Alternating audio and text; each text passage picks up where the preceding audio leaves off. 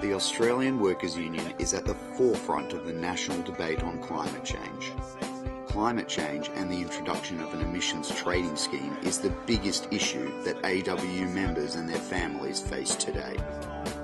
The emission trading scheme will be one of the single biggest challenges faced by employers in this decade.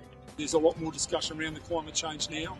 I don't think our members understand enough about it, but they've definitely got concerns about whether they're going to have jobs here into the future. The Australian Workers' Union is the only union who's prepared to stand up and fight to protect Australian jobs from the Rudd government climate change or response to climate change. He's taken the fight all the way to the top. He's got some powerful people with him and behind him, and we're all working together to try and work our way through it. Since the last national conference, we've commissioned 3 reports into climate change and the effects it will have on our regional industries. We have also made 3 submissions to the federal government in response to the Green Paper and the White Paper. The Rudd government needs to lead with a global solution for climate change to protect our members' jobs. Climate change is a global issue. We cannot solve this problem alone. We need a global approach if we are really concerned about climate change. It is crucial to understand that the same tonne of steel produced in Australia creates 50% less emissions than if it were to be produced in China, Brazil or India. The national media want to hear how the AWU is stepping up its campaign to protect jobs from going overseas with the proposed introduction of the Rudd government's emissions trading scheme. Our Federal Secretary, Paul Howes, has over a long period of time been meeting with ministers and policymakers and other important players when it comes to this very, very important issue. The AWU has proposed what I think is a world first, and that is a carbon insurance scheme for workers.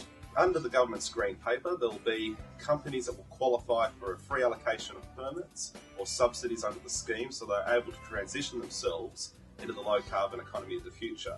What we saw happen in the European Union was a number of these companies take their permits and still offshore their processes. What we're saying should happen is that those permits should then be transferred to the workers individually, who could then sell those permits to be able to find a form of income to retrain themselves and to give themselves the support they need to transition into other industries into the future. Obviously, that's not our preferred outcome. We would far rather see industry use these permits to change their processes, to change their production methods, to develop new technologies so we can have a viable and vibrant Australian economy as a part of a low-carbon future. If this joint shuts down, we don't have the jobs for low-skilled labour. Let's not play with ourselves. They either move in the state or they've got nothing. You've got another Newcastle. What a mammoth struggle this has been. It's been a hard, long slog to ensure that the voice of our members, the working people of this country, has been heard in the climate change debate. We've been derided by many sections of the labour movement, many environmental groups. We certainly haven't won any popularity contests. But we haven't cared, because our responsibility, our duty, is to our members and to the working people of this country. We are a union that takes our members seriously.